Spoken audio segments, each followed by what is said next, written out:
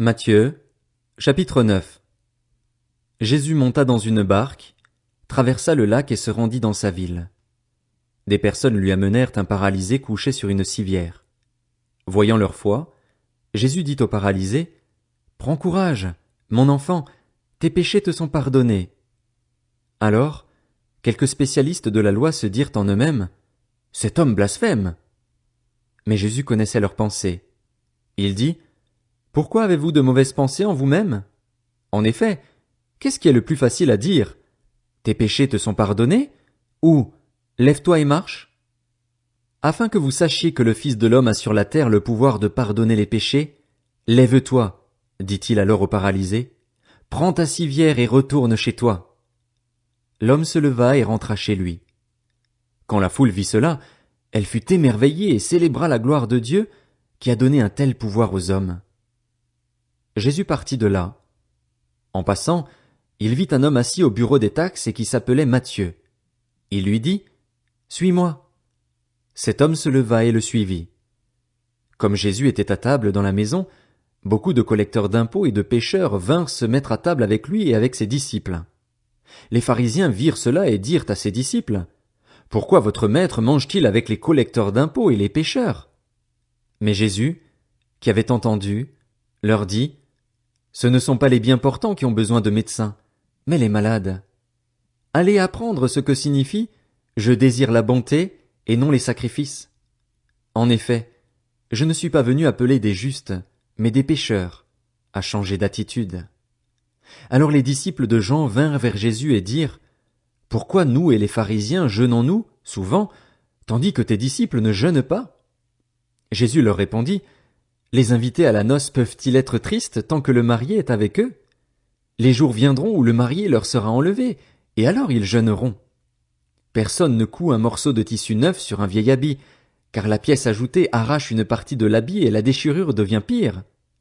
On ne met pas non plus du vin nouveau dans de vieilles outres, sinon les outres éclatent, le vin coule et les outres sont perdues. Mais on met le vin nouveau dans des outres neuves, et le vin et les outres se conservent. » Tandis qu'il leur adressait ces paroles, un chef arriva, se prosterna devant lui et dit, « Ma fille est morte il y a un instant, mais viens, pose ta main sur elle et elle vivra. » Jésus se leva et le suivit avec ses disciples. C'est alors qu'une femme qui souffrait d'hémorragie depuis 12 ans s'approcha par derrière et toucha le bord de son vêtement, car elle se disait, « Si je peux seulement toucher son vêtement, je serai guérie. » Jésus se retourna et dit en la voyant, « Prends courage, ma fille, ta foi t'a sauvée. » Et cette femme fut guérie dès ce moment. Lorsque Jésus fut arrivé à la maison du chef, il vit les joueurs de flûte et la foule bruyante. Il leur dit, « Retirez-vous, car la jeune fille n'est pas morte, mais elle dort. » Et il se moquait de lui. Quand la foule eut été renvoyée, il entra, prit la main de la jeune fille, et la jeune fille se leva. Cette nouvelle se propagea dans toute la région. Quand Jésus partit de là, il fut suivi par 2 aveugles qui criaient, « Aie pitié de nous, fils de David !» Lorsqu'il fut arrivé à la maison, les aveugles s'approchèrent de lui et Jésus leur dit, « Croyez-vous que je puisse faire cela? »« Oui, Seigneur, » lui répondirent-ils. Alors il toucha leurs yeux en disant, « Soyez traités conformément à votre foi. » Et leurs yeux s'ouvrirent. Jésus leur recommanda avec sévérité, « Faites bien attention que personne ne le sache. » Mais, à peine sortis, ils parlèrent de lui dans toute la région. Comme ils s'en allaient, on amena à Jésus un démoniaque muet. Il chassa le démon et le muet se mit à parler.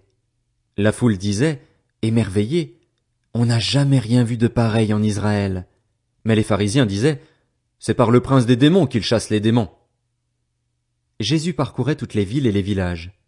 Il enseignait dans les synagogues, proclamait la bonne nouvelle du royaume et guérissait toute maladie et toute infirmité. À la vue des foules, il fut rempli de compassion pour elles, car elles étaient blessées et abattues, comme des brebis qui n'ont pas de berger. Alors il dit à ses disciples, « La moisson est grande, mais il y a peu d'ouvriers. Priez donc le maître de la moisson d'envoyer des ouvriers dans sa moisson. »